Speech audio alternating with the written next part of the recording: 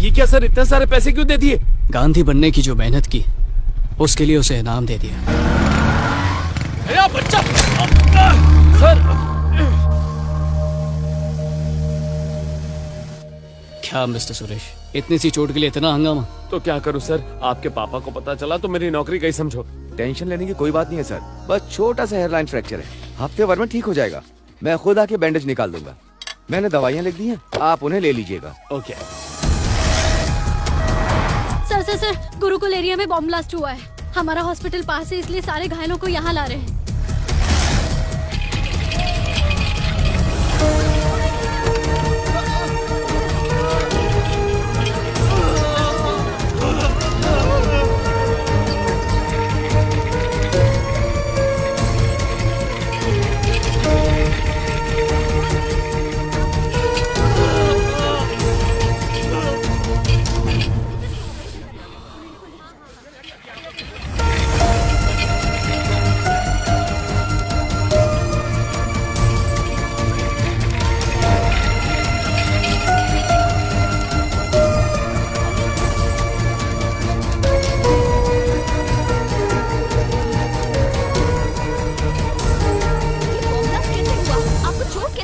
क्या आप उसके बारे में कुछ बता सकते हैं? आप वहीं पर थे ना? इस वक्त आपको कैसा महसूस हो रहा है, बताएंगे? अरे आखिर आपको कहाँ चोट लगी? वो बेचारा वहाँ पर दर्द में तड़प रहा है और ये बकवास सवाल पूछ रही है। कोई कॉमन सेंस नहीं है। मुंह का फुटेज लो। सर, इन लोगों को न्यूज पहुंचाने से ज्यादा साबुन तेल बेचने में दिलचस्पी है। सर, ये स्टेट के होम मिनिस्टर हैं और वो बगल में हेल्थ मिनिस्टर हैं। ये एक आतंकवादी हमला था। मुझे इस बात का बहुत दुख है। इस हादसे में मरने वालों को 10 लाख और घायलों को 5 लाख रुपए सरकार की तरफ से मुआवजे के तौर पर दिए जाएंगे। इनके परिवार वालों को हिम्मत मिले, ऐसी मेरी भगवान से प्रार्थना है। लोगों की जो हालत है वो देखकर हमें बहुत ज्यादा दुख हो रहा है, इसलिए सरकार ने ये फैसला किया है कि इनका सारा खर्चा अब सरकार उठाएगी। सर, लोगों की सुरक्षा करने में सरकार नाकाम रही है। अब हट जाइए प्लीज, जनता से मिलने दीजिए। ये जख्मियों के लिए 10 करोड़ का चेक है, मंत्री जी को दे दो। एक्सक्यूज मी सर, मैं सुरेश हूँ। हमारे सर ने पीड़ितों के लिए ये चेक दिया है।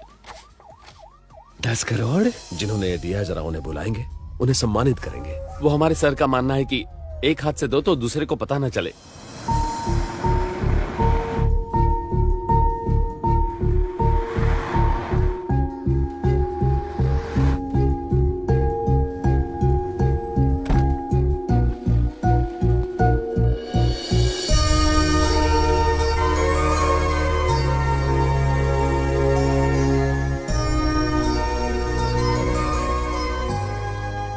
ये क्या आनंद, तुमने मुझसे एक बार भी नहीं पूछा कि तुम हमारा पूरा बिजनेस लंदन शिफ्ट कर रहे हो? बिजनेस ही नहीं, हम भी जा रहे हैं। वंस फॉर ऑल, इंडिया में हमारे लिए कुछ भी नहीं रखा। पर क्यों? तुम्हारी समाज सेवा से तंग आकर। पर इसमें बुरा क्या है? मैं जो भी कर रही हूँ अपने पैसों से कर रही हूँ आनंद। बेवकूफी की बातें मत करो दुर्गा। पैसे तुम्हारे और मेरे नहीं, अगर वही पैसे हम बिजनेस में डालेंगे तो पैसे और बढ़ेंगे। भगवान ने हमें पैसे इसलिए नहीं दिए कि हम अपनी खुशियों का ख्याल रखें, बल्कि इसलिए कि हम दूसरों को भी खुश रखें। तुम्हारी ये बातें सिर्फ किताबों और कहानियों में पढ़ने के लिए अच्छी लगती हैं। हम कल भारत छोड़ रहे हैं, सामान पैक करो। तुम नहीं बदलोगे आनंद। तुम मुझे मेरे आश्रम से दूर कर सकते हो, लेकिन मेरे इरादों से नहीं। इस आश्रम में आकर ऐसा लगा कि मैं फिर से अपनी माँ के पास आ गया हूँ। विक्रांत बेटा, तुमने यहाँ आकर बहुत अच्छा किया। तुम्हारी माँ बहुत खुश होगी। हमारे खुद के बच्चों ने हमें घर से निकाल दिया बेटा, पर तुम्हारी माँ ने हम बेसहारों को आसरा दिया इस घर में। सर, आज हम अलग अलग कंपनीज में अलग अलग ओहदे पर काम कर रहे हैं और ये सब सिर्फ आपकी माँ की वजह से। सुरेश, जरा चेकबुक निकालना। नहीं बेटा, तुम्हारी माँ ने इस ट्रस्ट को बहुत पैसा दिया है। तुम्हारी माँ को सिर्फ एक ही बात सताती थी कि मैं सिर्फ पैसा ही भेज पा रही हूँ, लोगों की सेवा नहीं कर पा रही। पैसों से ज्यादा वो सेवा को महत्व दिया करती थी।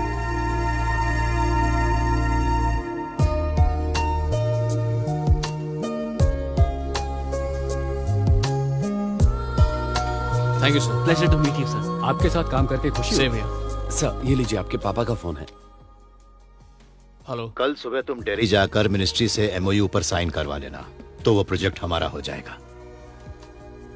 उसके बाद take a vacation and then come to London. Okay dad.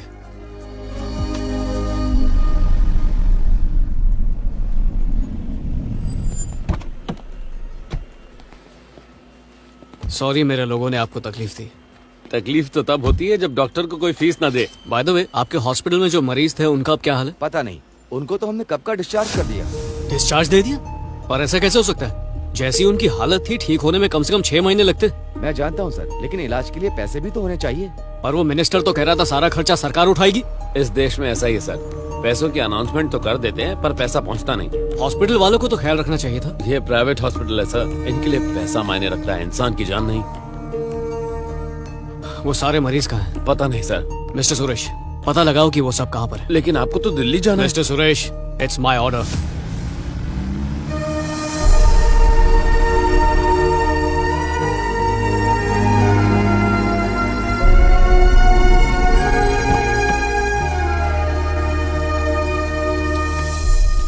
Sir, हमारे स्टाफ ने हॉस्पिटल रिकॉर्ड्स चेक किए तो पता चला कि बॉम्ब ब्लास्ट में घायल होने वाले काफी लोग यहीं रहते हैं।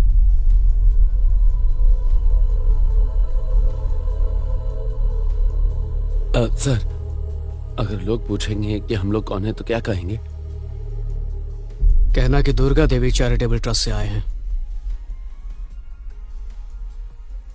गांव में हम बड़े आराम से खेती बाड़ी करते थे बेटा।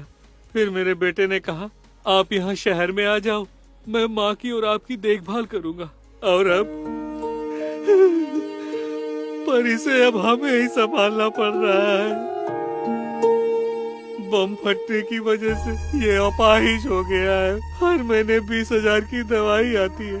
अपनी जमीन भी बेच दी, लेकिन सरकार ने कहा था कि इलाज का सारा खर्च सरकार उठाएगी, लेकिन सरकार की तरफ से आज तक कोई नहीं आया।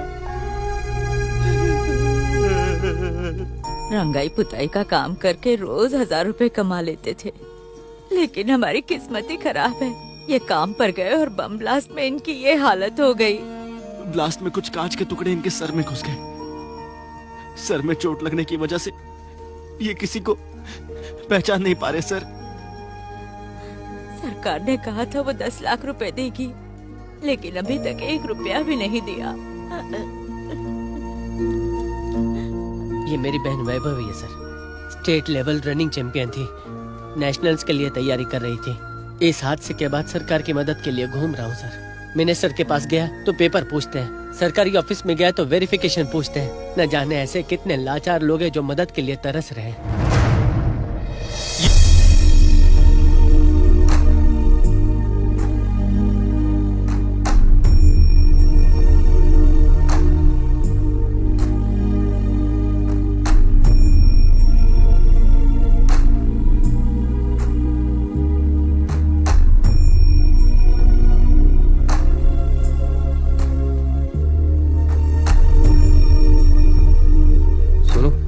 काम करो, 25,000 रुपए दो और 1.5 लाख रुपए ले जाओ। आप ये क्या कह रहे हैं? मंत्री जी तो 5 लाख रुपए देने वाले थे। उन पैसों में से 3 लाख रुपए मंत्री जी का कट है। अरे मंत्रियों के पास तो इतना पैसा होता है, वो गरीबों का पैसा क्यों मार रहे हैं? बोलो, गरीबों का पैसा लूटने वाले तुम लोगों को इन गरीबों की हाय लगेगी। तुम्हारा सरपास करने कोई आएगा। खेती बाड़ी में अब कोई फायदा नहीं रहा। अगर आत्महत्या कर लो तो सरकार कम से कम पैसे तो देती है। यही सोचकर मेरे पापा ने जहर खा लिया। मंत्री आए और बोले कि 10 लाख देंगे। 6 महीने हो गए, मेरे सारे पैसे तो यहाँ के चक्कर काटने में चले गए। क्या आप मुझे 50 रुपए देंगे? बहुत भूख लगी है।